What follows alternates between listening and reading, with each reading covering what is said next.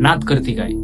यावंच लागतंय, एकदा हॉटेल भाग्यश्रीला यावंच लागतंय. आणि हे मीच नाही तर आज संपूर्ण सोशल मीडिया हेच बोलत आहे. आपल्या बिझनेसची, आपल्या प्रोडक्टची मार्केटिंग जर एखाद्या युनिक पद्धतीने, एका वेगळ्या पद्धतीने झाली तर त्या बिझनेसला काही 4 चांद लागतात. आज हेच संपूर्ण महाराष्ट्र धाराशिव तुळजापूर रोडवरील हॉटेल भाग्यश्रीकडे बघून म्हणत आहे. एखाद्या हॉटेलमध्ये मटन थाळी, नॉनव्हेज तर कोणी पण विकतं, पण हॉटेल भाग्यश्रीच्या मालकांनी फक्त 250 रुपयात अनलिमिटेड मटन थाळी मटन प्रेमींसाठी उपलब्ध करून दिली. धाराशिव तुळजापूर रोडवरील हॉटेल भाग्यश्रीला महाराष्ट्रातील प्रत्येक व्यक्ती आज भेट देत आहे आणि तिथे त्यांनी दिलेल्या मटन थाळीची चव चाकत आहे. महाराष्ट्राबाहेरील अनेक फूड ब्लॉगर सुद्धा हॉटेल भाग्यश्रीमध्ये जाऊन त्यांचा ब्लॉग शूट करतात, त्यांची माहिती घेतात आणि हे इतकी जास्त फेमस झाले आहे की त्यांनी मागील काही दिवसातच एक आलिशान फॉर्च्युनर कार सुद्धा खरेदी केली आहे. त्यांनी त्यांच्या कष्टाचं, त्यांच्या मेहनतीचं चीज आज संपूर्ण महाराष्ट्राला दाखवलंय.